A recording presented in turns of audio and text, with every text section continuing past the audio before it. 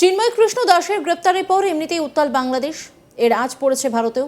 এই অবস্থায় রাজ্যের জেলাগুলি থেকে জঙ্গির সন্দেহে গ্রেপ্তার হয়েছে একের পর এক বাংলাদেশি নাগরিক।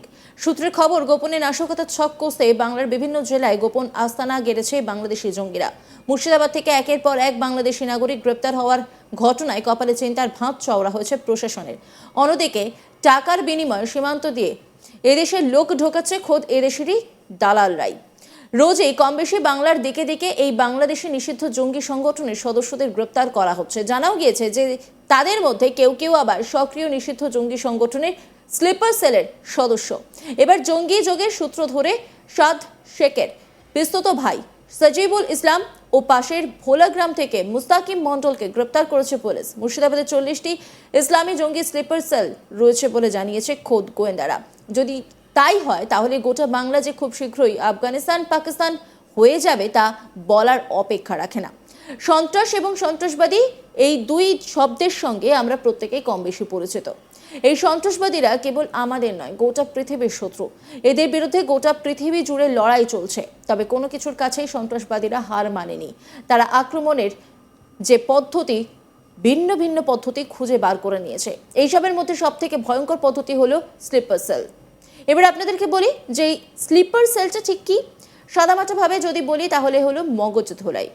যন্তর মন্তর ঘরের কথা নিশ্চয়ই আপনাদের মনে আছে।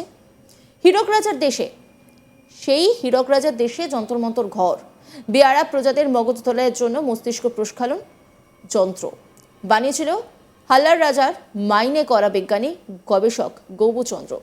তার যন্তর মন্তর ঘরে চলত মগজ ধোলাই। ঠিক সেই রকমই পদ্ধতি হলো স্লিপার সেল।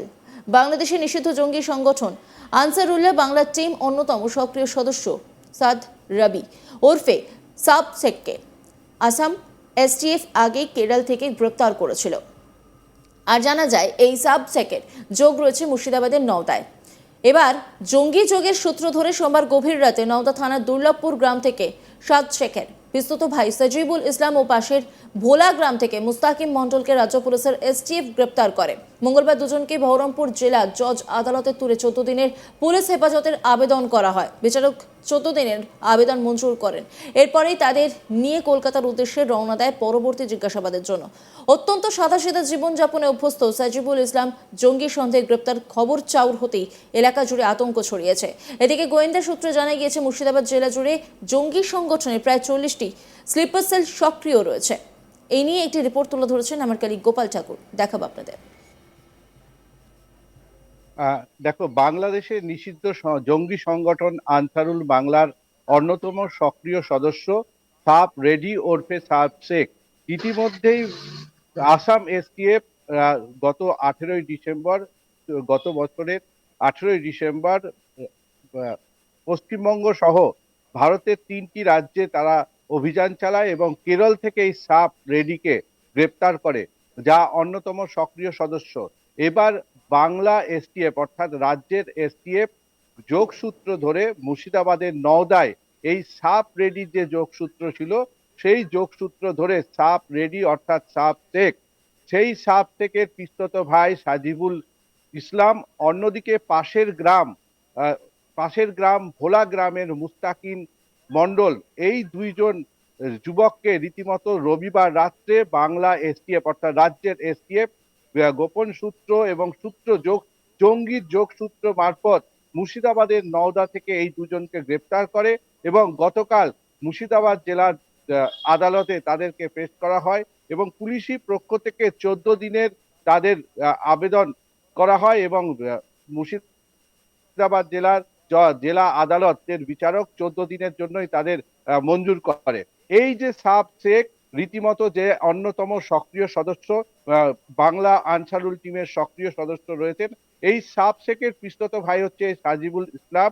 অন্যদিকে পাশের গ্রামের ভোলা গ্রাম থেকে যে মুস্তাকিম শেখকে গ্রেপ্তার করা হয়েছে, এরা দুজনেই কিন্তু এই সাব শেখের সঙ্গে জঙ্গি যোগের সূত্র ধরে রীতিমতো বাংলা এসটিএফ গতকাল রবিবার এদেরকে গ্রেপ্তার করে, যেখানে এদের জঙ্গি সূত্র পাওয়া যাচ্ছে যোগের এবং এই জঙ্গি সূত্রের সাথে যোগ রয়েছে এবং গোয়েন্দা সূত্রের খবর যে এরা হোয়াটসঅ্যাপের মাধ্যমে রীতিমতো সাবসেকের সাথে যোগাযোগ রাখতো এবং বিভিন্ন জঙ্গি কার্যকলাপের সাথে এদের যুক্ত ছিল এবং সেই জঙ্গিযোগ সূত্র ধরেই রীতিমতো রবিবার রাত্রে পৌঁছে গেছিল মুর্শিদাবাদের নওদার দুর্লভপুর গ্রামে, যেখানে সাব শেখের পিস্তত ভাই সাজিবুল ইসলাম, অন্যদিকে মুস্তাকিন শেখ, এই দুজনকে গ্রেপ্তার করে। ইতিমধ্যেই পুলিশ জানিয়েছে যে গোয়েন্দা সূত্র গোটা মুর্শিদাবাদ জেলা জুড়ে প্রায় 40টার বেশি আনসারুল বাংলার সহযোগী স্লিপার সেল কিন্তু ইতিমধ্যেই কাজ করছে, যা কিন্তু অত্যন্ত রাজ্য তথা দেশের পক্ষে নাশকতার ক্ষেত্রে কিন্তু অত্যন্ত গুরুত্বপূর্ণ একটি বিষয়, যেখানে কিন্তু গোয়েন্দা সূত্রে উঠে এসেছে এই মুর্শিদাবাদ জেলায় ইতিমধ্যেই বিভিন্ন ক্ষেত্রে যে জঙ্গি যোগ রয়েছে সেখান থেকে মোট 5 জনকে ইতিমধ্যেই এই মুস্তাকিন শেখ এবং সাজিবুল মন্ডল, এই দুজনকে গ্রেপ্তারের মধ্যে দিয়ে মোট 5 জন কিন্তু ইতিমধ্যে মুর্শিদাবাদের হরিহরপাড়া এবং নওদা ব্লকের এই দুটি এলাকা থেকে ইতিমধ্যে গ্রেপ্তার হয়েছে।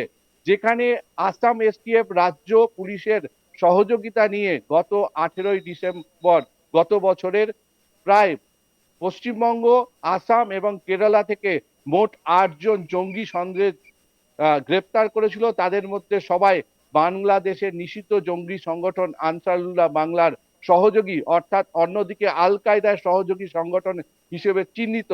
ইতিমধ্যে আসাম এসটিএফ এই 8 জনকে গ্রেপ্তার করে এবং তারপরে আবার এই দুজনের গ্রেপ্তার। যদিও এই সাব শেখ দীর্ঘদিন ধরে বাংলাদেশ থেকে এসে মুর্শিদাবাদের হরিহরপাড়ার কেদারতলা এলাকায় বসবাস করত এবং 10 বছরে সে মুর্শিদাবাদের আধার কার্ড, ভোটার কার্ড, অন্যদিকে সে নওদার ঠিকানায় পাসপোর্টও তৈরি করেছিল, যা অত্যন্ত দেশের নাশকতা ছকের ক্ষেত্রে কিন্তু একটি বিপজ্জনক বিষয়। ইতিমধ্যেই তা আসাম এবং রাজ্য পুলিশের সহযোগিতায় সাব শেখ গ্রেপ্তার হয়েছে এবং গ্রেপ্তারের পরে বিভিন্ন পাশাপাশি মুর্শিদাবাদের হরিহরপাড়া থেকে যে দুজন, একজন হচ্ছেন মোহাম্মদ আব্বাস এবং অন্যজন হচ্ছেন মিনারুল শেখ।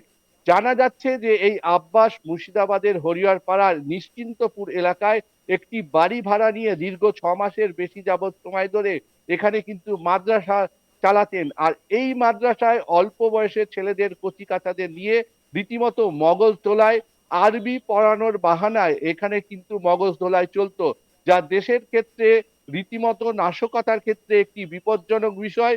ইতিমধ্যেই আসাম এসটিএফ এই আব্বাসের সহযোগী মিনারুলকেও গ্রেপ্তার করেছে এবং মিনারুল মিনারুল অল্প শিক্ষিত হলেও তার ধর্মের বিষয়ে ছিল অগাধ জ্ঞান এবং খুব সহজেই তাকে এই বিষয়ে মানুষকে প্রভাবিত করত এবং বিভিন্ন ক্ষেত্রে এই দুজন কিন্তু সাব থেকে সহযোগী হিসেবে মুর্শিদাবাদের বিভিন্ন সাব স্লিপার সেল গড়ে তুলেছিল, যা ইতিমধ্যে আসাম এসটিএফ সূত্রের এবং গোয়েন্দা সূত্রের খবর।